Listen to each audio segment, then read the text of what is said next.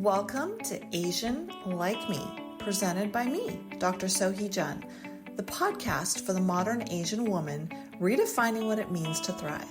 I've spent years navigating the complexities of culture, family expectations, and career ambitions. Here, we have real, unfiltered conversations with incredible women who are breaking barriers, charting their own paths, and owning their power. Together, we'll dive into the wins, the lessons, and the challenges we all face. And yeah, we'll laugh. We'll share stories and drop some actionable tips to help you crush it in your own way. This is your space to feel seen, heard, and inspired. Ready to rewrite the rules? Let's drop in. Hello, Hoai. Hi, how are you? I'm good. This is going to be such a juicy conversation. I already know this, and I cannot wait for my listeners to get to know you. So I always start with this question because it is such an expansive one. And so, what is currently lighting you up? I love that question, and I ask it often. And the way I say it is, what is energizing you or what's exciting you? I'm 53 and at a stage in my life where I get to prioritize purpose and values-driven work. And I think women worry that as we age, we'll lose our vitality, decline, and become invisible to society. But based on the events from the last several years, the Me Too movement, the social reckoning, I got a bigger job, and then also tie that to becoming financially free, I feel that I'm in my prime and doing work that disrupts and changes society. And this was also a period when I was stretched beyond my wildest imagination in the corporate arena, not only to develop compassionate leaders and a positive work culture, but also to contribute to social justice. And this period helped me learn how to face my fears and to scale my level of impact. So that's what's lighting me up. You said so much. I have to feet by feet pull it apart because as I know you and I've gotten to know you, what I love about you is that you are somebody that lives in integrity. And to me, that means the mindset, the actions, and the daily doings all line up. And that's so rare. And so I see why you're in your prime. And by the way, you don't look 53. We talk about wellness all the time, Yes. which is a secondary topic. Yes. And the energy that you give off every time I'm with you and around you, it's so infectious. And I think it has to do with everything you said, working in on purpose and values-driven work. You've been in HR for a really long time as well. What does it mean to you to be doing values-driven work? So I call it purpose and values-driven work, and they could just be words, but for me, it starts with purpose, which is really understanding who you are, what your life is meant for, what you stand for, and then the values to me is the how, which is the behaviors. So it's that taking the time to reflect upon what you value. And my top 3 values are joy, beauty, and service. And I'll give you an example. So the way I teach this is that you take the time to reflect what your values are. And then you think about, what do you do that serves the value? What do you do that undermines the value? And who can you have hold you accountable for living those values? So for example, if I have a value of joy, that is something that transcends work. It's personal. It really is everything, how you approach your day. And in HR, you have to have a pretty thick skin because somebody's always going to be unhappy with a decision, your guidance, you're making them feel uncomfortable. But if I have a value of joy, then I'm going to approach the work differently. For example, if I had a leader one day and he called me and he said, "Hey, I want to work on this problem with you. Can we include your boss?" And I was like, why? Because in my mind, I was thinking, oh, he doesn't think I'm good enough. Oh, you framed it that way. Okay. But then I thought to myself, okay, you have a value of joy. So why don't you propose another option? So instead of going down a negative rabbit hole of he doesn't think I'm good enough and he wants my boss, I said to him, why don't you and I work through the problem first? And if we need to bring her in, then I'm more than happy to bring her into the conversation. And that's what we did. We had a conversation. We worked it out. We didn't need to bring her in. But I really could have, because I'm a recovering perfectionist, I really could have we gone. talked about this too, sister. Let's go there. Yes. But Yes. keep going. Yeah. So instead of going down a negative rabbit hole and feeling bad about myself, I just said, just be curious and provide another option. And then we can always go down that path if need be. But that's an example of how do I live my value of joy. I also have a value of beauty because I'm an artist. And so I look for beauty, I seek it, but I also create it. And I'm a photographer and I'm a gardener. And those are all very mindful practices for me. But then I share my work with others so I can remind people of the peace and joy and beauty that exists in the world if we're willing to look for it. And then service is not a surprise. I came to America as a refugee from the Vietnam War, and I joined a community, and they gave us everything we needed to survive and thrive. And so I have a very strong sense of responsibility that I should serve my community as well. So those are my values. And when I'm making decisions about my day, how I'm going to approach something, if I'm going to choose another opportunity, will that decision support my purpose and will it support my values? Yeah, it's so clear how you explain that. And I love that you shared that example because those are the micro moment, like the mindset stuff that locks in. How can I look at this differently? And in your example, and when it worked for you and the person you were in interaction with, which I think is such a beautiful way to solve something because we need more of that in the world. We need more of a yes and how can I advocate for myself and also get my needs met while also being in connection with somebody?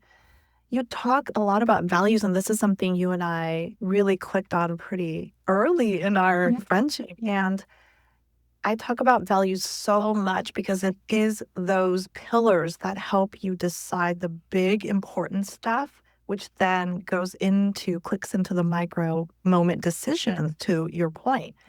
And you certainly do exude joy. I know you're a photographer. I've seen your beautiful work. We will tell people your Instagram handle because the photos are beautiful.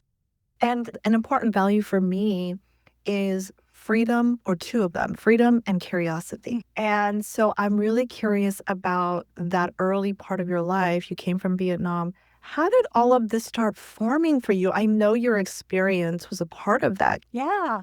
So I talk about the generosity and grace that I received when I joined this community. It was a town called Pleasantville, New York, and it was a predominantly white community. And we learned everything. We learned how to read. We learned how to speak the language.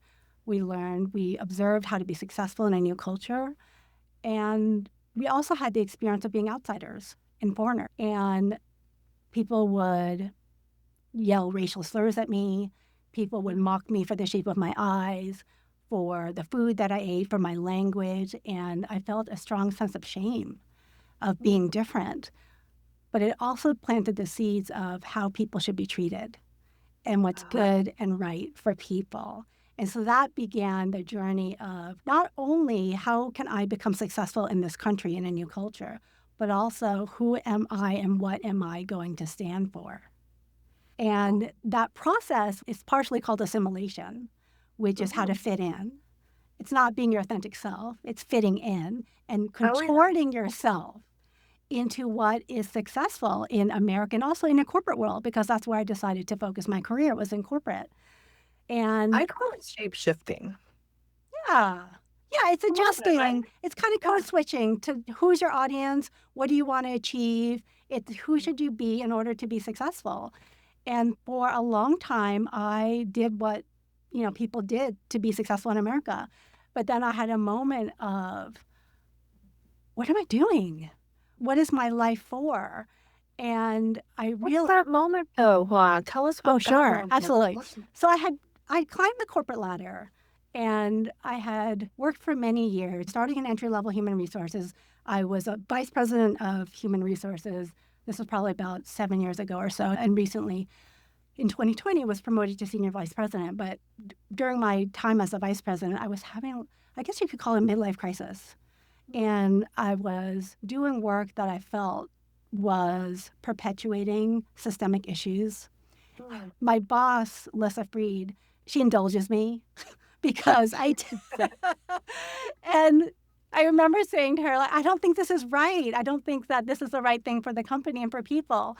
And she would say, are you having like an anti-capitalist day? And so she would indulge me in having these conversations of what's good and right. I said, I just don't think I was born to do this. And I just don't think it's the right thing. And I remember I was talking to my financial analyst and I said, can I retire? Because I went to school to be a social worker, and now here I was working for a capitalist company. And he was like, you could, but if you could give me 5 more years, I'd be more comfortable. Yeah. But I knew I could. He said, if you really want to, if you feel really demoralized, you can retire. And I said, okay. Yeah. So I'm driving to work one day and I'm thinking, why do I feel so demoralized when I'm the one choosing to drive to this company? Boom. Oh, wow. I thought, what is wrong with me? I'm making this choice. And so then I said, you know what?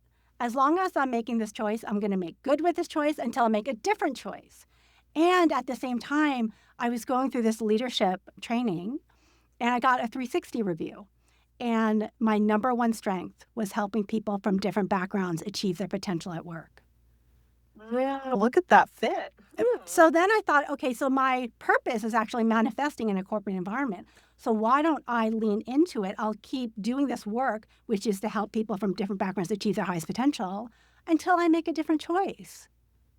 And it's what you're talking about, freedom. That's what freedom is. I'm not bitter about my choices because they're mine.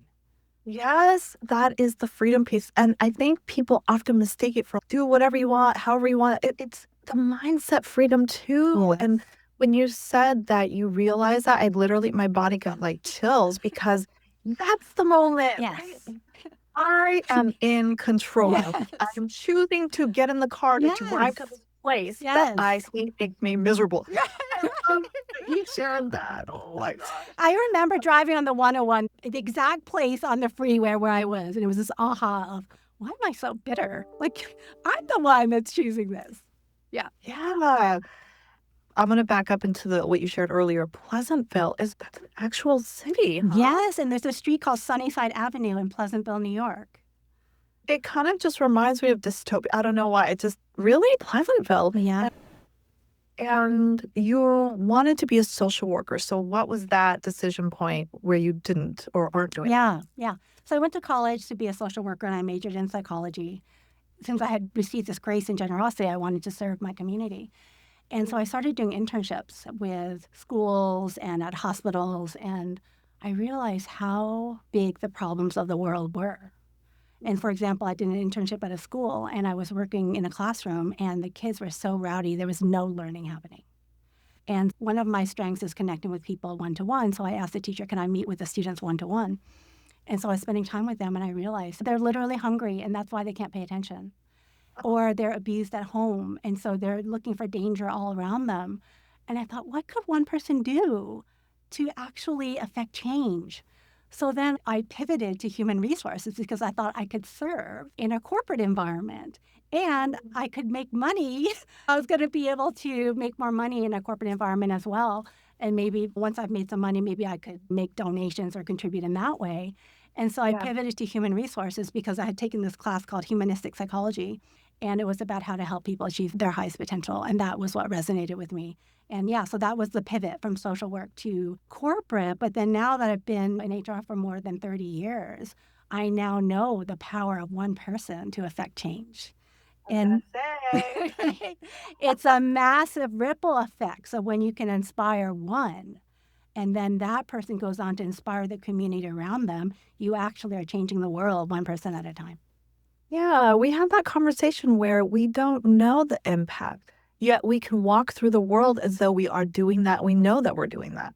Yeah. Sometimes, like you said, I think in your field, it's a feedbackless position where you don't necessarily get a lot of feedback about your impact. And when you do, you're like, whoa, there is that power one-to-one. Yeah. And I was actually visiting our Mexico office a couple weeks ago, and I was giving a talk about the importance of community and how to build connection with people. And one thing I mentioned in the talk was that everybody has an innate desire to belong and to feel seen. Mm-hmm. And so I did this as part of a town hall. And then the next day we had a senior leadership team meeting. And a leader said, can we dig into that a little bit more? You said that people want to be seen. How do I do that? And so I said to him, it starts with your gaze. And so to treat people with dignity and respect, which everybody deserves, it starts with your gaze. Are you looking people in the eye? Are you present? Are you approaching them with curiosity? Are you interested in their story? Or are you diminishing them? And I talked about how I know that my boss sees me because she directs work my way that she knows will energize me. And she also sees me by work she doesn't give to me. And so that's how I know that she sees me. I also shared how I use my Outlook, so my contacts. When I learn things about people, I keep notes. And then if I go and I see them again, if I'm mentoring somebody, I'll keep notes about our conversation so I can follow up. So they'll know that I saw them and I heard them. And so we had this great conversation at the leadership team meeting. Then I had a one-to-one with the leader the next day. And he said, I went home and, I've been dealing with a relationship. It's been tense the last couple of weeks. And so I said to my partner, how can I demonstrate to you that I see you? Oh, wow. And then he said it was a major breakthrough in their relationship, and now he wants to marry her. And so it's just an example. Usually you don't see your impact, but this was a great example of how you can learn something at work and it can transform you. Listeners cannot see my face right now, but my mouth is wide open. And that example is so resonant. When I was serving as a leader in corporate America, I think it is those small, profound things. It is the, hey, are you okay? I noticed that you didn't say much. Yeah. Or Yeah. really what touches me is the looking people in the eye. It's such a profound experience because I've been in assimilated leadership activities where you have to gaze at the person in the eye and it's really uncomfortable. It's a vulnerable thing. And so the power of presence is so needed. And I love that you talked more about that.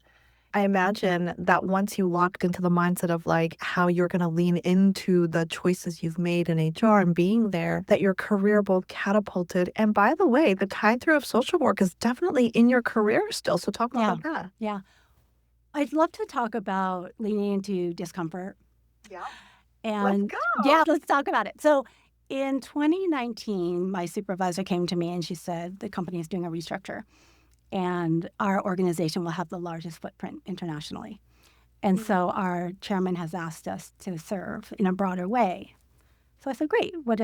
How does that impact me? What would you like me to do? And she said, I would like you to take on a larger scope. And I said, I'm good. Thanks. Yeah. I said, I'm ready. And I had given her 5 years notice a year before then. And so I had 4 years left because I had my plan. And it was so funny because I remember clearly it was the premiere of Crazy Rich Asians and I had invited her to the opening day, which I never do, but it was Crazy Rich Asians, so I had to go. And I said to her, hey, I want to let you know that I'm planning for the future and I want to give you 5 years notice. Your accountant told you, give him Right. Exactly. And so she's, can you give me more? And I was like, who gives more than 5 years notice? And so nobody. So then fast forward a year later, she says, hey, I want you to take on a larger role. And I said, no, I'm good. I said, I want to ease into it because this was a really big job. And I nominated all my peers because I said, hey, these people are very ambitious. You should tap one of them. And she said, no, I think you should do it. And she said, can you at least think about it? So I said, okay, I'll think about it. So I thought about it and I was like, I'm good. So I went back to her and I said, hey, I thought about it. I've got great work-life balance. I have leadership support. I'm living my values. I'm good. I'm not interested in pursuing that opportunity. And she's like, no, really, I want you to do it. Oh, no backing up. And what's the thinking through it difficult? Did you do a pros and cons list? What was that? Yeah, I was in my comfort zone. I was happy. I was doing well, so why disrupt that when I was planning on retiring in 4 years? And I said, okay, why? Just tell me why do you want me to do it? And she said, I've seen you. We've worked together now. At that time, it was 10 years. And she said, I've seen you be able to influence leaders and inspire teams, and the company will be able to more fully benefit from you. And she said, and you will have a larger platform to do the work that's important to you, which is leadership development. It is creating communities of inclusion and making sure that we have a respectful workplace and developing people. She knows my values, and so she's speaking my language. And she did. She spoke of love work language. Yeah. And so there's really nothing to say besides, yes, she basically described a job that would allow me to scale. And I went from a team of 6 people to a team of 65 people. Oh, goodness. That's a massive change. Massive. Yeah. And so I took it on, and she said to me, I know you're going to be more visible than you like, because I'm the person that likes to be in the background and to prepare other people to shine. And I don't like to be in the spotlight. And she said, I know you're going to be more visible than you want to be. This is going to be a good move. And she was right. And we went home after, 2020 was the pandemic. So I got this big job in January. And then in March, we went home for the pandemic. Then we had the social reckoning. And then all of a sudden, I was like in the spotlight. I was speaking at town halls and department meetings and talking about equity and inclusion and sharing my family story about racism. And then now I had this massive team. And now it's 4 or 5 years later, I was born to do this job. Oh, wow. Look at that. It's almost as though you can't predict these things at all, especially with COVID, but my goodness. It was timing and place. I'm curious about that relationship with the boss. I often have a lot of folks and women say, how do I manage up? In essence, what they're saying is have a really healthy relationship where they feel seen, where they're getting challenged. Yes. This relationship that you have with the boss. Yeah. How did that happen through the years? What can you share about maybe things you did intentionally or not? Or maybe it's just something that you were mesh. I don't know. Yes. We've worked together now. It'll be 15 years. So we met at another company. And at the time, I think I was maybe a director of HR, maybe senior director. And she joined the company. And she's a very reflective person. And so she did her rounds to meet all the business people. And I remember that I had created her onboarding plan because it had not been created. And so I created it for her. And she came back to me. She said, that right there is a good start. That's a thoughtful beginning. Yeah. Who should she meet? Why should she meet them? And so she came back to me. She said, I've never met an HR person that gets the accolades that you get. And she said, you really need to reflect upon what you do that differentiates you from others. And I thought, oh, it's so interesting because I'm doing the job the way I thought it should be done. Not that there was anything special about it. And so I did. I reflected on it and I realized that it's my ability to connect with people and build relationships that makes the difference. And so when you know that is something that serves you, then you can lean into it. Then you can build something that has been a talent and create it into a gift. And so she also was somebody that accepted me for who I was. And I remember at the time I would read books for entertainment. I would read fiction for entertainment. And I said to her, hey, one way that I disconnect from work is I read. I said, I know you do a lot of business reading, but I don't do business reading. I read for pleasure. And she accepted me. Do you know what I mean? And she said, okay. And she did give me a book at one point. It was The 5 Dysfunctions of a Team. And she said, it's a story, so you might like it. Oh, gosh, I know that's very well. Okay. So I started reading. I was like, no, this is boring. And so I said to her, no, thank you. What's so interesting is she let me go on my own journey. And so she gave me a book when I joined our current company, and it was Positive Intelligence. And it really helped me because I had been at this company for 15 years. And I was joining a new company, and I was trying to find my way. And she said to me, just meet with people. And that's all you have to do for the first few months. And I was like, what are you talking about, meet with people? I'm an action-oriented person. I need to be doing work. But this book helped me calm down because it helped me understand all the ways that I sabotage myself. And so you can diagnose, are you a perfectionist? Are you a people pleaser? Are you overly controlling all the things? And I realized all of the above. Yeah, exactly. Well, I'm self-diagnosing. I know exactly. The Positive Intelligence by Shirzad, who talks about all the different saboteurs. Yes, exactly. Leverage your sage instead of your saboteur. And I read this book and I was like, oh, this is so good. And because when I get excited about stuff, I talk to everybody about it. So then I became an evangelist for this book, Positive Intelligence. And then I was realizing, oh, this kind of stuff serves me. So let me learn. And you're probably familiar with Clifton Strengths.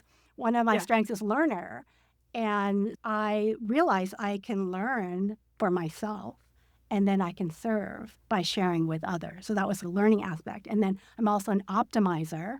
That's one of my strengths. And so I'm always looking to how do we be more efficient, effective, and optimizing. If I want to be a high performer, I have to do things like I have to rest well. I have to make sure I'm feeding my body. I have to reduce my stress because I'm optimizing because I want to show up as my best and highest self every day. But my strongest connection, and I want to share how this ties in with Lissa, my supervisor, is connectedness.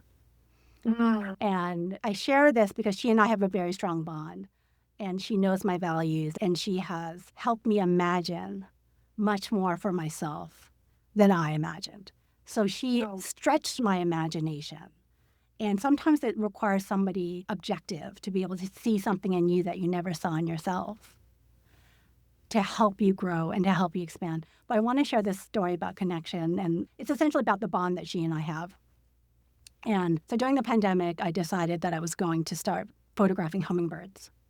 And they're impossible, okay, because they flap their wings 60 times in 1 second. And they're one of the strongest birds out there. Yes. And I was learning that in order for a hummingbird picture to be valued, you have to capture the glint in the hummingbird's eye. Oh, wow. Okay. So they're impossible. Okay. One day I had gone to Huntington Gardens and I bought a hummingbird feeder. My husband hung it up for me.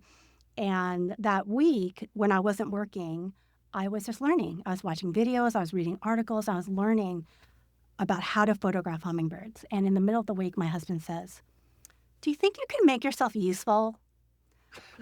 He's like, "I see you watching YouTube videos, and there's like laundry to be folded and dishes to be washed, but here you are watching videos." And I said, "No." I said, "Right now, it's my job to learn how to photograph hummingbirds." In all seriousness, okay. Yeah. Okay. Sorry. So then on Saturday, I was ready. I had learned the technique. I got my camera ready. I went onto the patio and I started photographing. And beginner's luck, I got some good ones.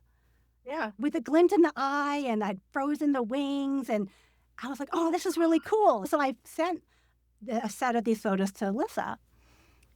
And she says, "Your timing is impeccable." She says, "Right now I'm at the memorial service of my dear friend's husband who passed, and hummingbirds have brought her comfort in her grief." This gets me every time. The synchronicity, and it's the universe. If you're willing to be conscious and aware, we're all connected. And so I said to my husband, "Do you see? Like, that's why I couldn't make myself useful to you during the week.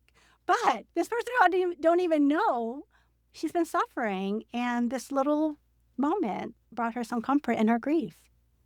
And now you're like, don't question when I do things. That's right. That's right. And then 6 months later, I was like, oh, let me send another set of new pictures. And I sent it to my boss again. And she said, wow, she said, "My friend who had lost her husband is visiting this weekend." Oh, God. I mean, this tie through of the story, it gets better and better. Are you kidding me? So this is the value of human connection. Really, I believe that we're all connected. I am right there with you. And it's clear that you have a profoundly unique relationship with your supervisor that doesn't exist often. And she sees you, and you both have such a transparent way of communicating with each other. And there's an accepting of each other that's just freeing. Yeah. You Well, read the book you want. yeah. And another example I can share, I remember once I was driving to work and I was listening to a radio show, and the host was saying, let's talk about who's high maintenance and who's low maintenance. I was like, oh, I'm clearly low maintenance. And the way, because at the time, like, I didn't wear any makeup and I got my hair cut once a It year. has nothing to do with Right, that. right, exactly. I know you're high maintenance because I am too in certain ways. Exactly. So I went home that night. I said to my husband, I was listening to the show, and the question was, are you high maintenance or low maintenance? I'm clearly low maintenance. He goes, oh, no. He's like, you are not low maintenance. He's like, you're high maintenance. And he's like, when was the last time you put gas in your own car? Will you eat anything that's put in front of you? Like all these things. And I was like, oh, maybe. And I go to work and I'm having a conversation with Lissa. And I'm like, can you believe my husband thinks I'm high maintenance? And she goes, oh, you are. She goes, you're high maintenance in the loveliest possible way. So that was the piece. Like, she was honoring the things about me that are high maintenance. Do you know what I mean? And that was the moment, it was also an aha moment of me of, you know what? I can be my quirky self and people appreciate it. Yeah. And that's how I differentiate myself. I remember at the time too, because I'm a recovering perfectionist, I always wanted to be seen as respected and credible, good at my job, know what I'm doing. And so people always thought that I was dignified. And when I realized it was the quirkiness that differentiated me, I started sharing kind of these things, these quirky things, and all the mistakes that I was making and what I learned from them. And it humanized me because I think people just thought, oh God, she is perfect. I can't relate to her because she's perfect. And then it humanized me and it helped me connect. All those vulnerable moments where I shared a mistake, for example, it helped me connect with other people. And then all of a sudden I was more relatable. Yeah. And clear, yes, one of the things I was going to ask around that relationship is that I imagine it made it easier for you to step into the discomfort, right? When we were talking about, okay, Yeah. that moment of re-upping to a bigger team. Yeah. And I imagine her being there continuously in that relationship made it easier to lean into the discomfort. And I Yeah. think that speaks to a lot about who we surround ourselves with that will help us in discomfort and the people that are rooting for us, which clearly she is. Okay, perfectionism. Yes. It's been my life's undoing, which, by the way, I was always like, I'm not controlling, I'm free flowing. And my sister would say things like, are you kidding me? I'm like, you don't know me type of thing. How do you undo perfectionism? Where is the thread that started to undo that? Oh, yeah, that's a great question because I think it affects so many of us. My youngest brother passed away 11 years ago. And I remember at the time thinking, how am I living? Am I designing a life that I'm going to be proud of? And I realized that the perfectionism was really not joyful. And I wanted that value of joy. And so I thought, okay, I need to defeat perfectionism because it's not serving me. And at the time, I was listening to Brene Brown, and she talks about perfectionism. And she says that perfectionism is not seeking excellence, it's actually grounded in shame because you're worried about people's judgment of you. And so that was an aha moment for me. And I realized that in order to defeat perfectionism, I needed to adopt a growth mindset. So I know that you are familiar with it. It's essentially understanding that your intelligence and your abilities are not fixed and that you can change, you can get better, and you can improve based on your effort and based on learning. And so from that moment on, when I realized that, I was like, oh, I can just take every moment as an opportunity to learn. And also when I accepted my imperfection, no one can use it against me. Do you know what I mean? Like, I know I have room to improve. And I know I can learn because constantly you're going to be criticized all the time. It just happens. And so if you become okay with it and then become okay with the desire to get better every day, then that's just a more joyful way to live. So instead of beating yourself up, like Asian women in particular, we love to beat ourselves up. Oh, I made a mistake. Oh, I could have done better. You know, and all that rumination is just not serving. It's not productive. Right now, there's so much rumination that I did in my early years, and I identified it as the voice of my mom. And it helps to like put that away, like recognizing that it isn't really your own voice. Yeah. So that's some of the work I've done. But yeah, it is an armor. And I think Brene talks about this, that it's a shield to protect you from those feelings. And boy, do we, like women, humans, we just have that is covered with not wanting to talk about it. Because if you give it air, the power of that shame dissipates. Yes, 100%. And if you have a value of joy, that you are aware of how you're feeling and then you pivot. I think you have to give yourself time to process and not deny your emotions, but you can also consider whether it's serving you or not. Yeah.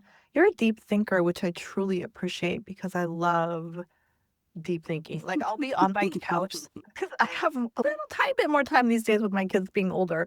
And I'm like, huh. And these thoughts come to me and I see that in you, which I really appreciate. Yeah. I want to know, you talked about photography, you talked about the way that you inspire day to day through your job and in other ways. What else is giving you joy? What does that joyous moment look like? I mean, I try to find it every day. And I used to be that person that was like, I'd celebrate my birthday like for a whole month, you know, that person. And now that I'm over 50, I feel like every day deserves a celebration. But what's the over 50 thing? Something shifted, it sounds Yeah, like. because there's less time now than I had before. Okay. Yeah. And so I feel like every day deserves a celebration. We're not promised tomorrow. And so there should be moments every day where you're celebrating life. In terms of the joyfulness, though, I think it does come down to purpose-driven work. And there's a beautiful Cherokee birth blessing. And it says, may you live long enough to know why you were born. And I love that so much because, like I said before, purpose driven. And so when you're purpose driven and you know why you're here, and so my purpose is to create communities of inclusion where everyone, regardless of your background, has the chance to contribute and thrive. I love that. And I work towards that every day. And part of this work is, I mentioned I went to school to be a social worker, is doing social justice work. And I get to do work that changes society in a corporation. And I used to think that I had to retire early in order to do this work, but now I get to do it in a corporate environment. And so not only am I developing leaders into compassionate leaders and who are creating environments for people to thrive, but we get to serve social justice as well. It's not mutually exclusive. Like you can serve business outcomes and you can also demonstrate commitment to social justice. And so some of the work we get to do in my company is we do what's called fair chance hiring. And that is providing opportunities to formerly incarcerated people. And this is a population of people, millions and millions of people who have been affected by the justice system, and they are discriminated against, and they're dehumanized, and there's a stigma. And so they've been through the system for many different reasons. Oftentimes it's gang-related when they're children. And when they're inside, they're dehumanized and abused, and they come out of prison worse off than when they started. And then so once they're released, they are discriminated against again because they can't get housing or they can't get employment. They can't be productive. And these are people who are coming home, and you want them healthy and whole, and you want them to contribute. And this work, it serves the economy. It serves to prevent recidivism. It creates communities where people are thriving. And so we get to do this work at a corporation, and so I don't have to wait to do it. I get to do it now. And so every human that I see changed by this. So we have formerly incarcerated people who are software engineers. I have an editor. I have a human resources professional. And these are careers, and these are like six-figure salaries. These are like careers that add value to the company. And every one of them that's changes the community around them because they inspire. They're like, oh, that person went to college. I could do that too. That person had the same background as me, and they're working in a corporate environment. I could do it too. But then I also have all the employees who see the talent and the beauty and intelligence that exists and that is being undermined. And so people can come to this company and they can serve and they can do meaningful work. And they can see that they're doing this work with other people who are passionate about it. And so not only are we serving because the company is doing well from a profitability perspective, but we're changing people's lives. And that means a lot to people. Yeah, so that's the work that lights me up as well. Oh, absolutely. That right there, that type of work is the epitome of seeing people. Yeah. Right? Yeah. Second chances, seeing you, seeing your potential. Yes. And I'm wondering what kind of headwinds have been faced within the company or the work that you do within the company around the macro lens. I know we talked about this when we want to mention it because right now it's not looking good for DE&I. It's more like we need to talk about it more. Yeah. What we've done at our company is we set a goal to create communities of inclusion. And that serves the work because you welcome diverse voices and you give people feedback and you help them develop their careers and you create a space for them to be their authentic selves. And that work is leadership. And that leadership helps the company optimize performance and it gives a company a competitive edge. So I wouldn't call it, you don't have to call it DEI, it's leadership. And so I think that this work continues for companies who are authentic about it. We're a company that values respect and integrity. And of course, we're a capitalist company, so we have to make a profit. We want to be competitive, and you do that by creating communities of inclusion. Yeah, thank you for sharing that. We talked a lot about in previous blocks and things, all of those things can exist, that you can make money and do good and serve the world. And that's a prime example. So I'm very interested to show up in my highest self every day. So I have my routine. Talk about being high maintenance. I have the powders and the routine, and I got to meditate. My kids don't mess with me. I got to work out, all the things. Yeah. Before 8 o'clock. Yeah. I get up at 5. I'm with you. Exactly. So tell me your day-to-day routine. I need people to listen to like what it takes to really optimize ourselves. Yeah. A couple examples I want to share, and this is around changing the narrative. And I think we tell ourselves stories that are not true. And so this will lead into my habits. I'm somebody that does not like to be cold. And so I'm the one with layers and blankets, and I'll wear a parka inside the house, and my friends make fun of me. So I don't like to be cold. And I remember I was learning about the benefits of cold therapy. Many years ago, I learned about cold showers and cold plunges. And I was like, oh, I can never do that. Like, I don't like to be cold. And then a couple years ago, I went to Scotland with my girlfriends, and we were at a spa. And so we were doing saunas. And then after you do the sauna, you do a cold plunge. And so they all went and did the cold plunge. And I was like, oh, I guess I'm doing a cold plunge. And I went in and I was like, I can do this. I can totally do this. So from that day forward, it's been almost 2 years now. So this July, I do 2 cold showers a day. So the benefit, so you get increased dopamine, you reduce inflammation, you increase your energy, you increase your clarity. But the main benefit of cold therapy is mental resilience. Okay, because you're doing something hard. You're doing something you don't have to do. You're doing it for yourself. Okay, so that's part of the routine. Also, I was somebody that loves to sleep. If I could sleep 10 hours a night and take a 2-hour nap in the day, I would. That's not my jam, though. Okay, I would. I love to sleep. But then when I was learning about longevity, because consider myself a wellness warrior, I was learning about longevity and how we need to build more muscle as we get older, and we need to increase our bone density. And so I was like, oh, I need to start a routine of doing strength training. And so I was looking at my schedule. And I was like, when can I do this? And I realized I can only do it in the morning. But what better way to start your day than making yourself more powerful? So I get up at 5. I do a 30-minute strength and cardio workout in the morning during the week. And then on weekends, I do an hour.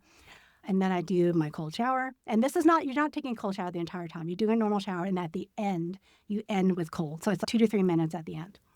Yep. Then I do some stretching because, again, I have to make sure my body can be mobile. I do stretching, and then I get in the car, and I have an hour and 15-minute commute to work. And I'm probably the only person that likes my commute. I love this time because this is my learning time.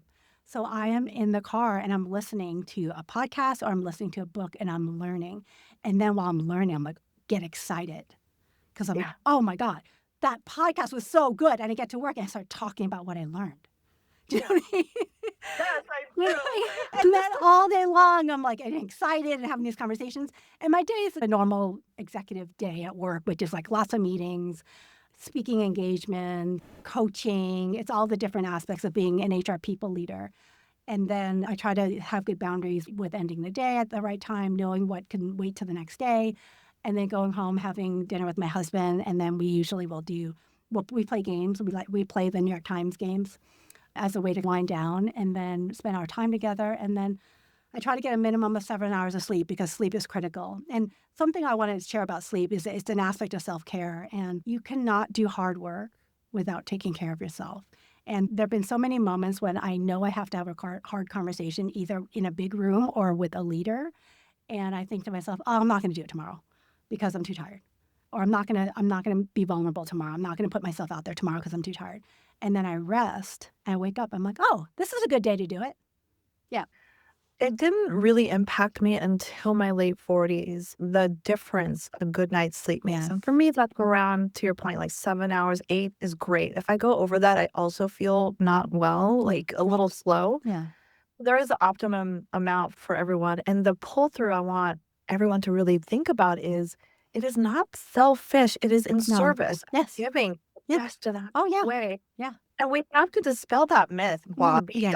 Hit me on helping women really adopt that. If you take an hour for yourself in whatever way is meaningful, we can give 10 times. Yeah.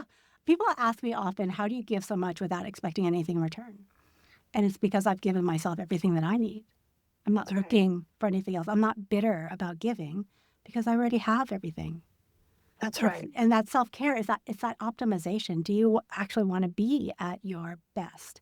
Do you want to serve? Do you want to be whatever it be, whether you want to be a high performer at work or with your relationships or your hobbies or whatever they might be, in order to optimize you, that rest is critical. And Audre Lorde has this great quote that self-care is not a luxury. It's an act of political warfare. Yeah.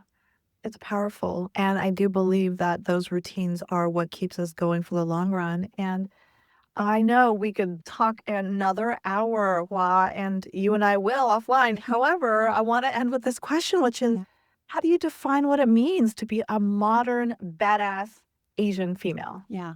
So I think for me, I love being Asian. It's an honor to be Asian. So I think that it's evaluating the aspects of Asian culture that deserve honoring and practicing. And so these are things like being respectful, being community oriented, focus on education and our cultural projects. I take a lot of pride in my heritage. And so I wear our traditional dress, which is called an aoyai, as often as I can to represent our culture. But then I think it's also shedding the aspects of Asian culture that do not serve us in achieving our highest potential. So something like being a perfectionist. I think we have to shed those things that don't serve. And people find me unexpected because I'm not quiet, I'm not compliant, and I don't keep my head down. And I'm like, if I'm going to be in a space, there's going to be a reason why I'm there. And so I think it is being a trailblazer. And there's also this great quote that in order to make a difference, you have to be different. I love that. And so being different is not easy. Like people they go along to get along. And so I think it's shedding those aspects, honoring the things that we value. And so that's what I think a modern Asian. Yeah. Wow. Encompasses such great aspects for people to really think about. And talk about joy being of value to you. You are such a joy to be in conversation with. Thank you. Thank you. I do find people tell me after they've spent time with me that they feel uplifted. And that is part of my purpose as well. It's like, if I have the honor to spend time with you, I want to make sure that I'm giving you my best self and that I'm present and that you feel good after you've left me. Oh, that has always been true every single time I'm with you. And I know our listeners will feel the same. So thank you very much. Thank you. Wow, talk about having a meaty conversation about doing values-aligned and purpose-driven work. Hoai is a senior VP at a large entertainment company here, and we unpacked a lot about her immigrant story and where she landed in New York to who she is today, and what an interesting road that's been. And a quote that she said, a phrase that she said during the conversation really stood out to me about choosing and having agency and understanding that you have agency. So she shared that story about, being in her car, riding or driving to work and being illuminated with the thought of, why am I making myself miserable? If I am making this decision, I will make it the best one possible, and choosing to be there and to decide to make an impact where she is. And so the question I have for you is, I'd love to invite you into reflecting on, how will you or how can you embrace this mindset of having agency over your choices? So many of us walk around thinking and feeling and really believing that we don't have choices in our lives. And so, how can you reframe some of the most pressing, most challenging scenarios and situations that you're in to find some agency? So I invite you into reflecting on that. And, we also talked about her, in order to do what she does and to give to others, she talked about being a wellness warrior and her passion for optimizing for high performance. So am I. And so here I want to introduce you, if you haven't learned about my latest venture called Ever 10, EVR 10. And it is the destination for products to nourish your body and your mind and your connection to yourself and to those you love so that you can really create a considered life. And so, Ever 10 is the ecosystem that is about helping women do that, nourish themselves for all of the ways in which you want to give and all of the ways in which you want to show up with energy, with alignment, and with discernment. So I'm really excited to invite you into the Ever 10 ecosystem because ultimately what it is a community.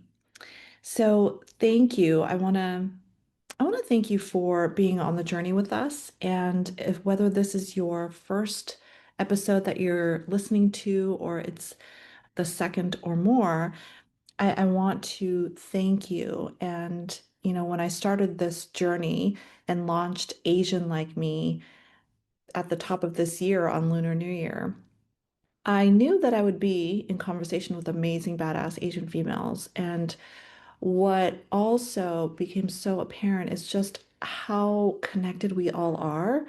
And even though the challenges might present differently, I wanted to really amplify their stories to help every one of you feel seen and to create a community for women like you and I to really see each other through the stories of the people I'm in conversation with. And so 2025 has been amazingly abundant in conversations with really electrifying, on purpose, and aligned women. So if you've liked this conversation with Why, check out others. I have 11 other conversations that you can immerse yourself in over the holidays, from authors to life coaches to experts of other areas. I invite you to check out more episodes of Asian Like Me, and I'm excited to share that in 2026, I am bringing forward and in conversation with so many other unique and dynamic women of mixed heritage, of different careers that will keep the conversations really dynamic. So stay tuned for 2026. And we're going to be doing more live events because it's my belief that community is really built through in-person events where we show up and connect. In addition to the digital space, and of course through podcasts, it's being able to be together and through a shared experience that we grow community. So keep listening. Thank you so much. And if you feel inspired, please do leave a rating and a testimonial, or in other words, they call it feedback or review in the world of podcasts. And I'm so excited to bring you not only more about Ever 10, this new ecosystem that I have built with you in mind, but also more really immersive conversations where we unpack what it means to be a modern Asian female. Until then, be well.